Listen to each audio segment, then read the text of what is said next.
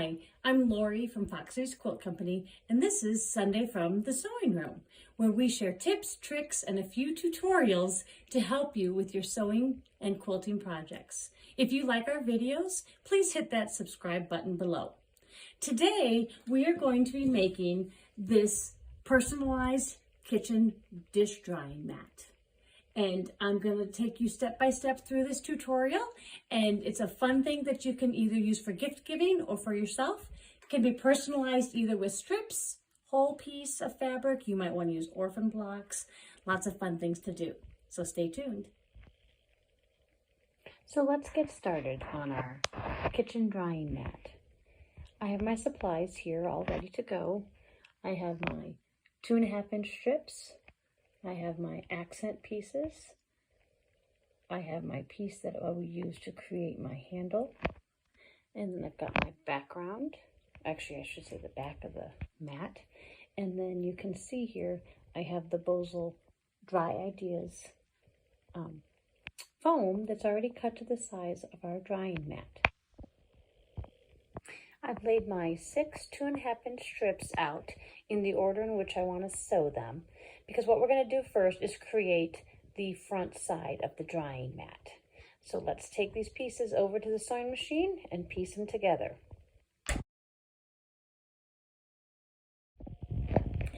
Once I have my 6 strips stitched together,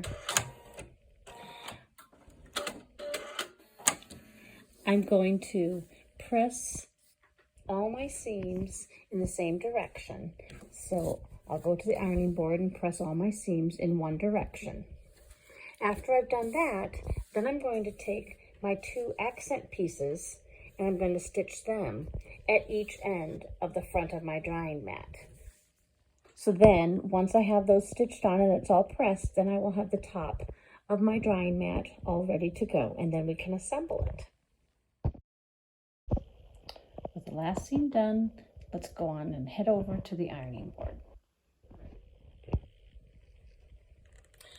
As we press our seams in one direction, that's going to help it to lay very nicely as we assemble the drying mat.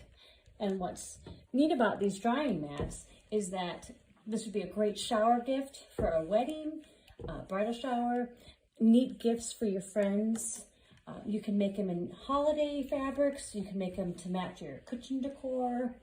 Just a lot of fun things you can do. And because the strips are 2.5 inches wide, if you have leftover jelly roll pieces that you've obviously that you've used for another project, then you can use that for this too. It's just the 2 end pieces, the accent pieces, that are wider than the jelly roll.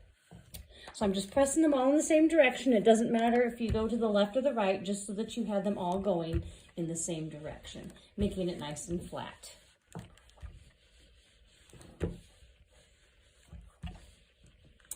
Now we're going to head back down to the sewing machine so we can get started putting the back on the drying mat and getting this put together.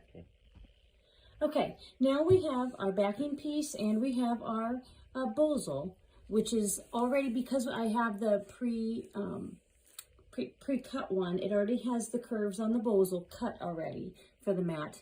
If you just use Bosal by the yard, then you're going to use the template that's in the pattern to cut the curved pieces. So as I smooth the backing on, I want it to get nice and smooth.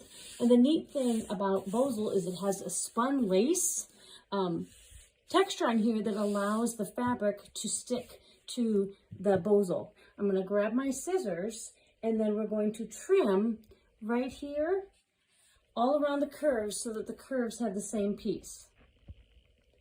To make the loop, we're going to fold our little piece of fabric in half, which is going to just mark the center, and then we're going to fold each side in so that we can create our little loop. So I'm folding them together, I'm going to fold them again, and then I'm going to press.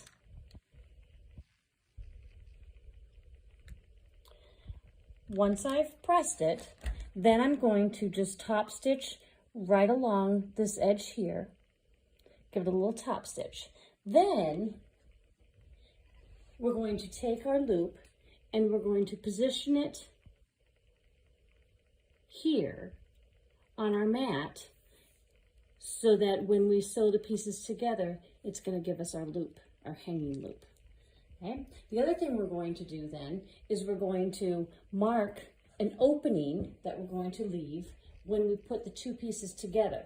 So I'm going to leave a 6-inch wide opening at one end so that I can turn this after we sew it together. So here's my 6 inches. So I'm going to leave that open so that now that we've got our loop down here, and I'll pin that down here, and then we'll go downstairs. We're going to put the top on, and we'll go back to the sewing machine. Okay, so we're going to go ahead and stitch our little loop on here, and that way it's ready for when we put the top on, the front side. So now as we get ready to assemble the mat, we're going to put the right sides together. And the reason that we've left this 6-inch wide space is since we're doing right sides together, we're going to stitch all the way around again, back stitching at each of the pins. That way now we've got our hole and our opening, and that way we can turn our mat around. So we're going to line this all up, get it all set, and we're going to stitch right sides together, leaving our 6-inch opening. So before we stitch our right sides together, we are going to do a zigzag stitch in between our two pins so that when we turn this around, it's easier and it helps flatten the bosal so that when we're tucking it underneath, it makes it easier. So now we're ready to go ahead and stitch all the way around. So we're using a 1/4-inch seam allowance, and we're going to stitch all the way around. You can see that I've clipped it. And as I go around my corners, I'm just going to take my time. If I have to reposition, I'm going to make sure my needle's down. And then I'm going to start going down the side at a 1/4 inch.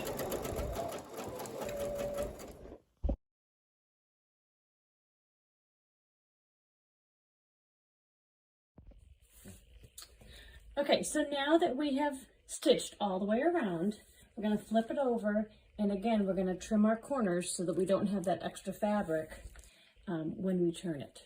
So we're going to just trim that extra fabric off on all of the corners.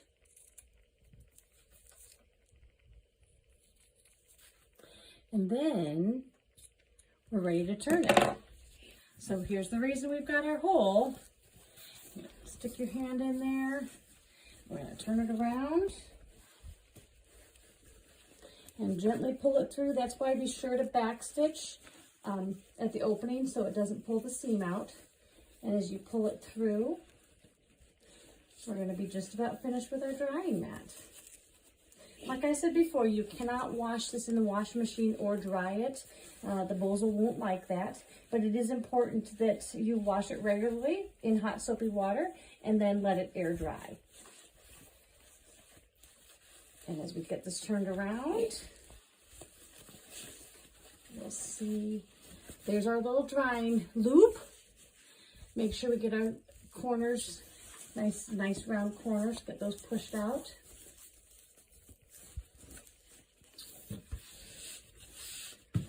Flatten that out.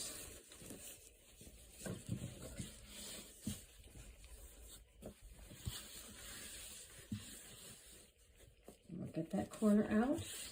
And what we're going to do then is flatten that out and see how we're all ready. We've got our drying mat, front side and back side. I'm going to go up to the ironing board. I'm going to give this a nice good press so it's nice and flat. What we're going to do here, like we would do for anything else, is this is where it's nice to have that little zigzag so that we're going to tuck this under. I'm going to pin that. You can either sew it by hand and then top stitch, or if you're very, very careful and make sure you catch all your edges, you can just go ahead and top stitch right along there. So when we come back, you're going to see a nice finished drying mat ready for gift giving or for yourself. Fun little gift to make. So there you have it. We have our kitchen drying mat all finished, and it's in either your favorite fabrics or whatever you'd like to create it with. You can also make it with a solid top. You could use an orphan block and put it in there. You can basically personalize this drying mat to whatever you want it. But it's all set to go, whether it's for yourself or for gift giving. If you have any questions or you would like to purchase any of the supplies that you saw in this video, you can come in and visit us at the store or give us a call. This is Lori from Fox Cities Quilt Company. Thank you for watching.